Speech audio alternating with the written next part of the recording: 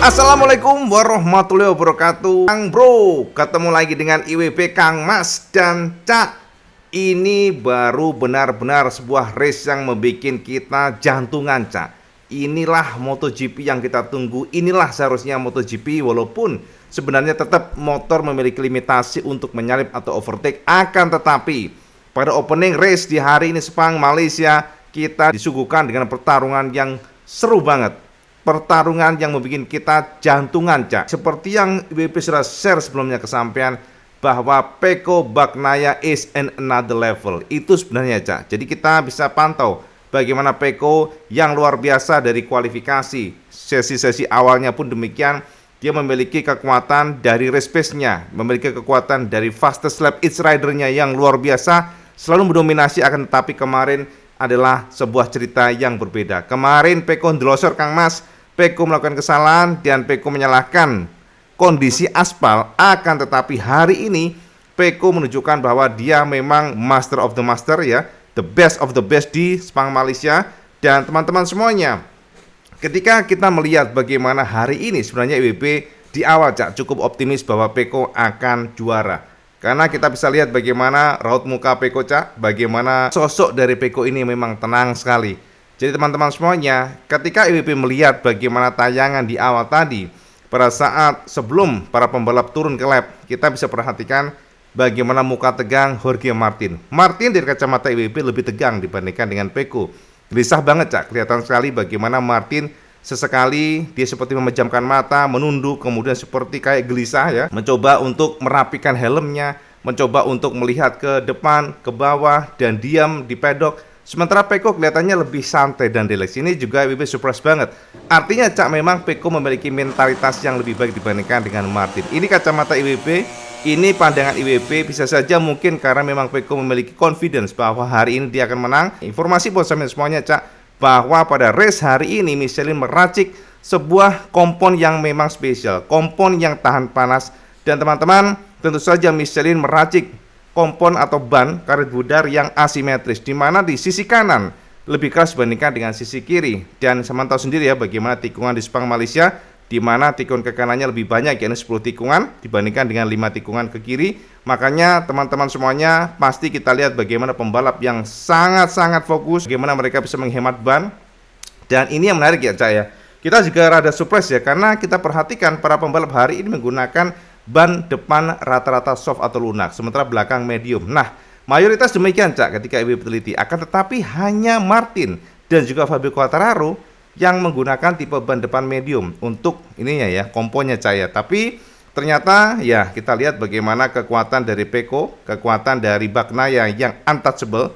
Kita bisa melihat bagaimana confidence-nya dan beberapa kali ada senggolan agresifnya, entah itu Pecco, entah Martin. Dan memang kalau untuk Pecco harus demikian, Cak. IWB katakan kemarin bagaimana Pecco harus agresif. Pecco harus berusaha keras karena dia pada kondisi yang dirugikan. Dengan gap mencapai 29 angka, tentu ini adalah sebuah challenge. No compromise, dia harus menang. Dan itulah yang dilakukan oleh Pecco hari ini. Dia menjalankan tugasnya dengan baik. Dan akhirnya dia bisa menjungkalkan Jorge Martin. Yang IWB surprise adalah bahkan Marc Marquez mengatakan dia benar-benar heran, Cak, dengan kedua pembalap tersebut. Karena Marquez berharap dengan adanya duel, ya, antara Pecco dan juga Martin, biasanya secara normal maka kecepatan keduanya akan melambat. Akan tetapi Marquez hari ini mengatakan bahwa dia tidak menemukan itu. Keduanya very fast, super fast, kata Marquez. Dan itu yang membuat Marquez pun akhirnya realistis. Dia mengatakan, ya udahlah, memang secara pace mereka di another level, kata Marquez. Marquez menerima bahwa dia akan finish ketiga. Jadi informasi dari Marquez ketika dia crash, justru dia nggak nge-push. Itu kata Marquez. Dia hanya memaintain supaya posisinya tidak dekati oleh Enea Bastianini. Karena kita tahu sendiri, ya, Bastianini di belakang Marquez dengan gap mencapai 1 detik, walaupun kemudian melebar hingga 2 detik. Akan tetapi Marquez cukup waspada. Dan akhirnya kita tahu sendiri bagaimana pada tikungan terakhir, ya, last corner, ternyata Marquez crash. Jadi teman-teman semuanya, untuk memberikan gambaran kesamaan semuanya betapa perkasanya Pecco dan betapa luar biasanya Pecco, kita akan bedah detail seperti apa dan termasuk bagaimana kans Pecco Bagnaia bisa juara nantinya, atau mungkin Martin yang juara. Sama itu saja data IWB di sini, Cak. Teman-teman semuanya, inilah maksud IWB, Cak. IWB sudah terangkan ke sampean semuanya kemarin pada saat kita melihat bagaimana data free practice dan juga data kualifikasi. Peko Bagnaia is in another level bahasanya, Cak. Jadi bahasa kita memang jelas bahwa secara lap time Peko ini very fast. Walaupun kemarin melesetnya gara-gara dia crash, dan akan tetapi terbukti hari ini pada kondisi normal Peko is very fast, is another level, unbeatable, dan pada akhirnya Peko bisa mengalahkan Martin dengan meyakinkan. Nah, teman-teman semuanya, hari ini dipastikan suhu untuk di Sepang Malaysia memang cukup panas, Cak, dengan ground mencapai 40 derajat Celcius dan kelembapan mencapai 57% ya, 57%. Dan race hari ini digelar dengan kondisi dry dengan aspal yang memang panas, dan ternyata kita juga surprise karena rata-rata para pembalap menggunakan tipe ban depan soft ya, sementara belakang medium, dan itu juga dilakukan oleh Peko kecuali untuk Martin, Cah. Makanya kita juga di awal cukup kaget, kita cukup surprise karena Martin menggunakan komposisi ban berbeda dibandingkan dengan para pembalap lainnya, di mana Peko, Enea, Alex Marquez semuanya menggunakan tipe ban soft, termasuk juga Marquez yang crash hari ini, Cah. Nah, teman-teman semuanya, Peko secara meyakinkan menorehkan total time-nya dengan sangat meyakinkan ya. Bagaimana Peko mengoleksi 25 angka dan berhasil mengalahkan Martin dengan duel yang sangat keras, duel yang sangat agresif, tapi suka nggak suka kita harus bisa katakan bahwa Peko memiliki kecepatan yang berbeda dibandingkan dengan Martin. Hari ini, Cak, Peko very fast, Peko sangat kencang, dan Martin harus mengakui walaupun dia sempat menekan, dia sempat mencoba untuk mengejar dengan kondisi ban yang mungkin lebih diuntungkan ya, di mana medium lebih bagus di akhir-akhir lap walaupun terlambat. Namun ternyata Peko merespon sehingga pada akhirnya Martin pun hampir crash. Kita lihat di tikungan 9. Ini adalah tikungan yang juga Peko crash kemarin, makanya Martin akhirnya secara legowo mengendurkan serangan dan Martin pun harus finish puas di posisi kedua, Cah. Nah, kemudian Kang Mas, Enea Bastian ini secara general, Bastian ini seharusnya kalau tidak ada Marquez crash, kecepatannya mungkin tetap pada kondisi dia finish keempat, karena race pace dari Marquez cukup baik, Cak, sebenarnya, walaupun akhirnya dia ada kesalahan pada last corner. Dan kita lihat di sini, Cak, Bastian ini bisa mengoleksi 16 angka.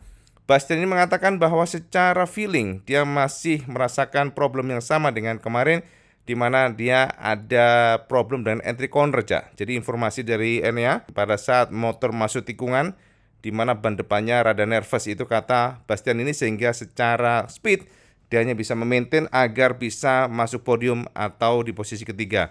Nah, teman-teman, Alex Marquez cukup bagus hari ini di Sepang, namun secara speed dia kalah ya, jauh dengan GP24, dan kita konfirmasi, Cak, Alex Marquez finish keempat dan terpaut mencapai 12,2 detik dibandingkan dengan Peko. Ini adalah jarak yang sangat jauh. Dan memang, Cak, secara kecepatan GP23 ini lemah di Sepang. Dari powernya, dari kekuatan pada saat keluar tikungannya. Makanya kalau kita lihat Marquez mencoba mengejar GP24 itu nekat, Cak.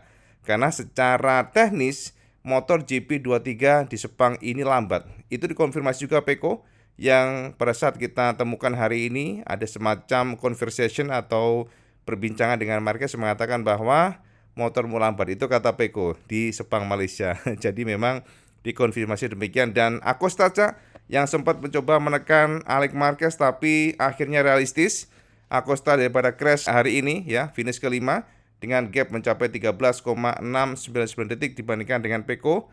Ini adalah hasil yang bagus, dan yang surprise adalah Fabio Quartararo, teman-teman semuanya. Nah, Fabio, Cak, kita awalnya agak khawatir, Kang Mas, karena Fabio hari ini mengalami crash dan dia harus menggunakan motor keduanya.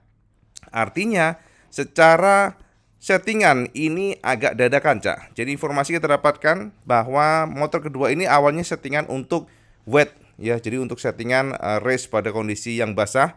Jadi tim harus berusaha keras untuk menyeting ulang untuk race dry, termasuk juga bagaimana mereka mencoba untuk memasang atau mengganti ban dengan ban dry pula. Dan ternyata, Cak, informasi dari Fabio secara feeling bagus, tetapi memang engine yang digunakan oleh Fabio hari ini bukan engine yang utama. Engine yang utama kan motornya problem, tadi crash, ada benturan dengan Binder, Miller, makanya ada red flag. Dan ternyata, Cak, Fabio dengan kondisi demikian masih bisa mampu finish ke-6, dan ini adalah happy news, very happy news bagi Yamaha, karena Fabio Quartararo finish hanya 16,2 detik dibandingkan dengan sang pemenang Peko.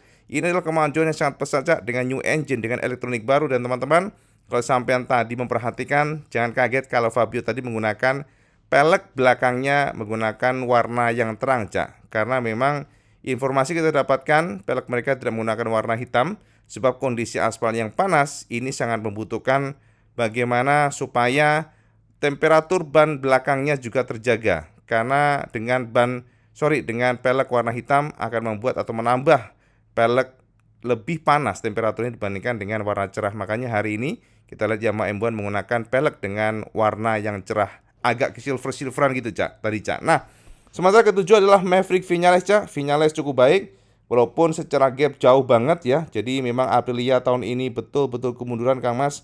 Banyak masalah. Kita lihat bagaimana tahun depan dengan Martin yang sebenarnya sudah sangat baik dengan Ducati, dengan klub maksudnya dengan Ducati itu klub gitu, Cak. Sementara Aprilia dia harus menggunakan skillnya untuk adaptasi lagi. Tapi it's okay. Tapi yang jelas hari ini Viñales finish ke-7 disusul oleh Alex Rins. Yes, ini adalah penegas, Cak, bagaimana performa Yamaha yang sangat luar biasa, improvementnya signifikan menggunakan new engine, di mana kita lihat bagaimana Fabio bisa finish ke-6 dan Alex Rins ke-8. Ini adalah salah satu bukti bahwa motor Yamaha mengalami peningkatan yang sangat pesat di akhir-akhir musim 2024. Ini adalah good news dan ini adalah modal bagi Yamaha untuk terus bergerak, mengingat mereka memiliki ambisi untuk bangkit tahun depan. Sementara ke-9 adalah Marco Bezzecchi, Cak.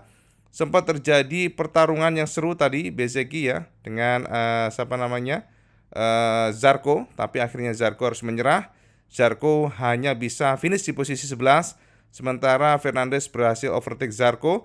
Dan ini adalah posisi terbaik masih terbaik Honda ya, maksudnya di Sepang.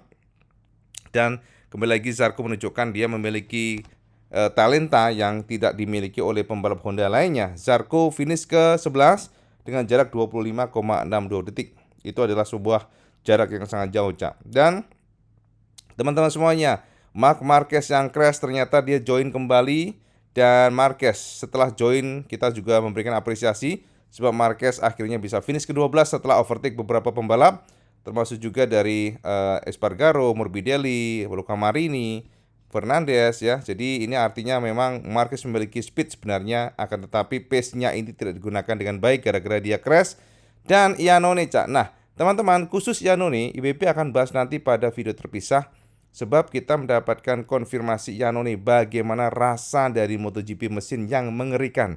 Itu kata Iannone. Bahkan Andrea Iannone mengatakan komparasi engine untuk 2019 MotoGP bike dibandingkan dengan tahun ini betul-betul berbeda.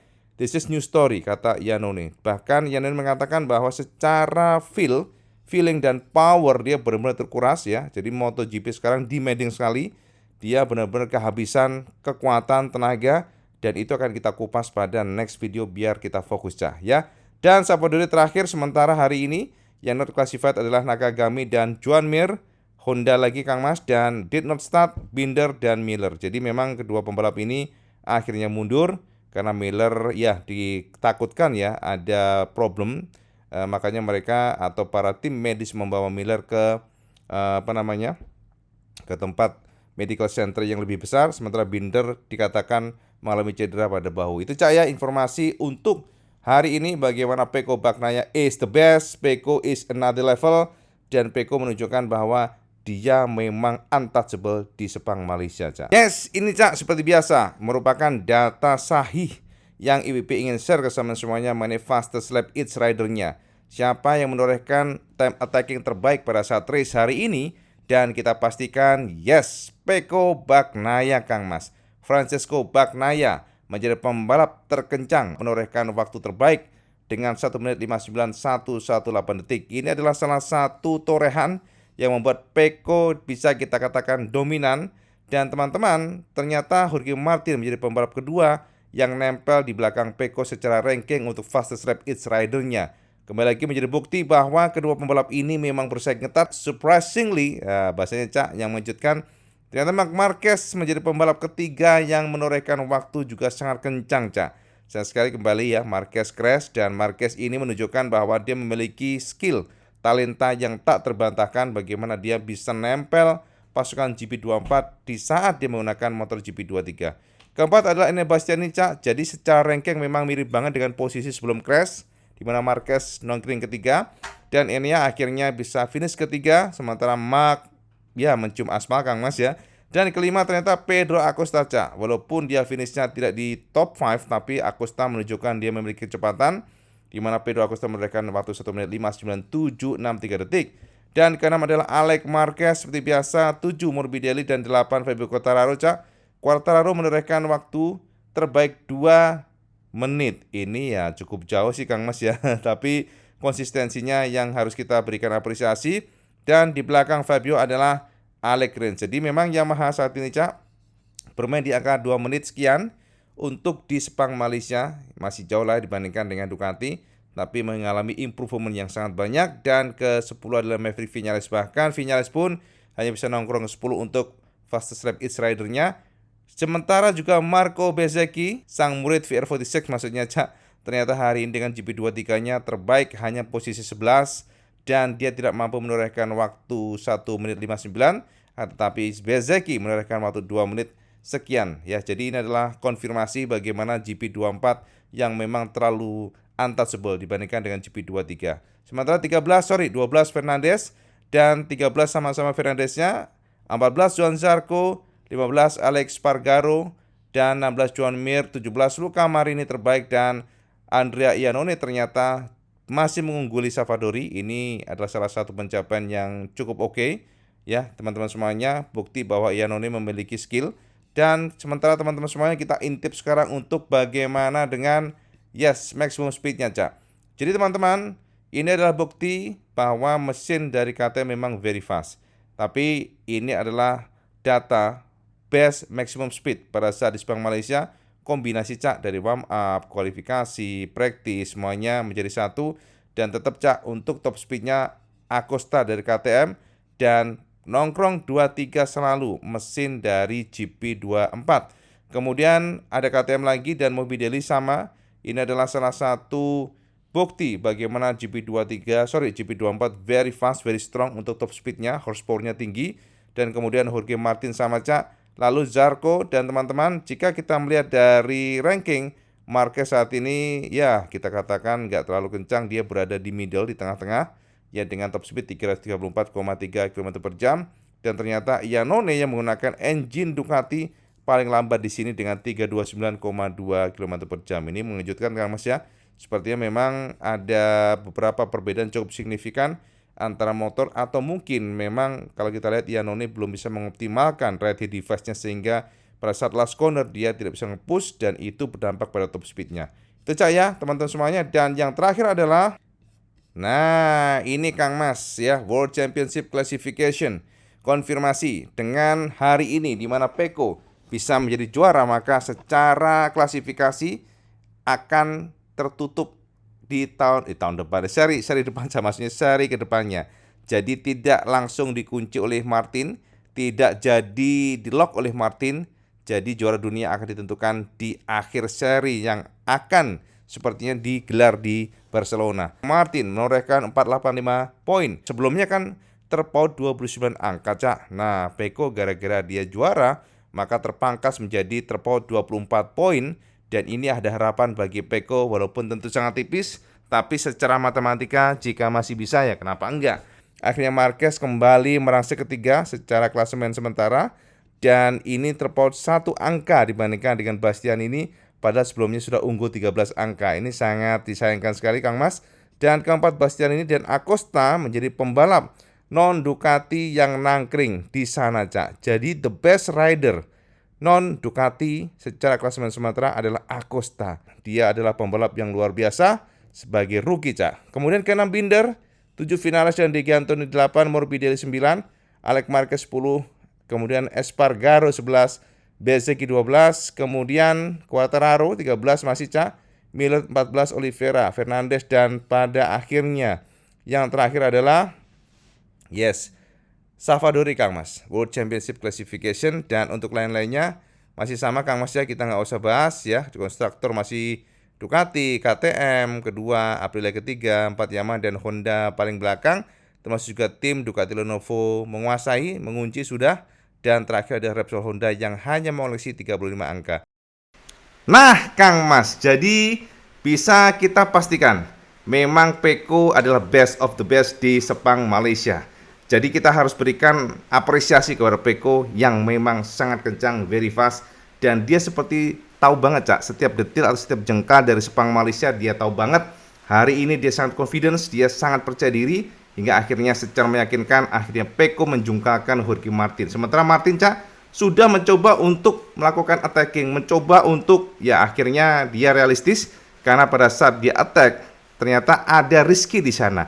Ada yang namanya resiko dan dia mengatakan bahwa jika dia terlalu nge-push dengan kondisi ban depan medium yang mana temperatur bannya lebih lambat untuk panasnya dibandingkan dengan soft yang digunakan Peko, makanya dia katanya si Martin nih dia akhirnya memilih untuk kedua, tapi dia akan mencoba attacking nantinya. Tapi masalahnya adalah gini Cak, jangan pernah membiarkan Peko lepas dari pegangan, itu intinya. Karena kalau Peko sudah lepas di depan, biasanya ini akan sangat sulit bagi pembalap lainnya mendekati. Karena teman-teman semuanya, kemampuan Peko dan kelebihan Peko adalah manajemen tire atau bagaimana mengatur ban, suhu ban. Dia adalah pawangnya Cak, dia ahlinya. Dia kacamata IWB, dia adalah salah satu pembalap super pintar, sense of feelingnya luar biasa. Sehingga kata Peko mengatakan bahwa ya, jadi hari ini di press conference mengatakan bahwa manajemen tire is very easy selama dia di depan. Jadi itu yang dikatakan Peko. Controlling the temperature sangat gampang bagi Peko, dia mengatakan demikian.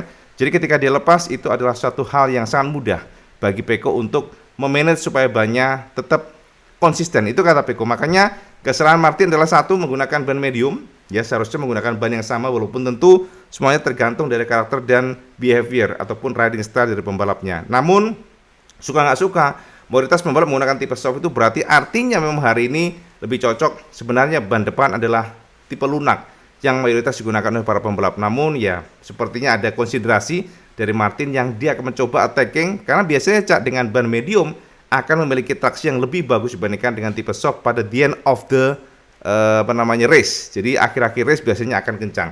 Namun sama harus tahu, Peko is Peko. Peko adalah pembalap yang super fast hari ini di Sepang, dan akhirnya secara meyakinkan kita bisa katakan bahwa Peko untouchable. Peko menjungkalkan Martin. Peko dominan sekali di Sepang, dan itu membuat akhirnya pertarungan akan seru banget, di mana penentuan nantinya akan terjadi pada next race. Dan teman-teman semuanya, konfirmasi yang kita dapatkan juga dari Dorna, walaupun memang belum diumumkan official, tapi sangat kencang sekali konfirmasi kita dapatkan bahwa sepertinya pengganti Valencia akan dilakukan di Barcelona, Catalunya. Jadi ini adalah salah satu sirkuit Spanyol, makanya seharusnya insya Allah kalau IWB jadi sih tetap berangkat Cak, karena memang kan visa sudah dipegang nih, gitu, IWB pegang nih dengan tim Motul Indonesia. Jadi harapannya sama doain saja IWB bisa ke sana sehingga kita bisa meliput langsung bagaimana momen bersejarah siapa juara dunia nantinya. Dan teman-teman semuanya, ini adalah kondisi menguntungkan buat Martin karena dengan gap saat ini mencapai 24. Jadi teman-teman semuanya kan tahu ya bahwa poin Martin sebelumnya unggul 29 angka. Akan tetapi dengan finishnya Peko menjadi juara di Sepang, dan ini adalah 10 kali juara dalam satu seri. Ini adalah luar biasa, bahwa nantinya jika dengan kondisi 24 angka menjadi modal penting bagi Martin, ya seharusnya Martin kalau bisa tenang, bisa memanage dengan baik, maka hanya dengan menang sprint pada Barcelona Catalunya maka dia akan juara dunia. Jadi hanya mengunci pada sprint, menang aja, atau Peko di belakang Martin aja untuk finishnya, dia sudah juara dunia. Jangan sampai dia finish di belakang dari Peko, itu aja. Karena kalau dia finish di belakang Peko, maka potensi di hari Minggu harus pertarungan lagi terbuka. Tinggal kita lihat saja seperti apa, apakah pertarungan akan terjadi pada hari Sabtu sprint atau di hari Minggu. Maka Catalunya akan menjadi sebuah tontonan yang mendebarkan Cak, mendebarkan Kang Mas, akan membuat kita tegang Cak. Makanya bismillah ya, IWB semoga bisa berangkat ke Catalunya, semuanya under control, semoga saja kalau rezeki nggak kemana-mana Cak. Oke, Kang Mas, jadi itu ya teman-teman semuanya, pembahasan IWB tentang Peko dan juga Martin yang memang very fast. Bahkan Marquez mengatakan bahwa dia benar-benar bingung, dia benar-benar heran bagaimana bisa seorang pembalap yang duel di depan, ya bahkan Marquez mengatakan dia seperti menonton sebuah tontonan mengasihkan, akan tetapi pace-nya masih very fast, bahkan Marquez untuk mencoba mendekati GP24 kedua-duanya ini tidak mampu, Cak. Marquez mengatakan ya secara jujur bahwa secara level atau secara kecepatan kedua pembalap tersebut bukan levelnya di Sepang. Apakah sampean pede bahwa Martin akan menjadi juara dunia, atau mungkin sampean tetap pede bahwa Pecco lah yang akan menjadi juara dunia setelah luar biasa hari ini dan mungkin Catalunya akan juara? Sampean komen di bawah. Dan seperti biasa, kalau sampean suka video sampean like, share, dan subscribe ojo leca sampai sholat 5 waktu karena itu yang paling penting. Assalamualaikum warahmatullahi wabarakatuh. Salam sekandos.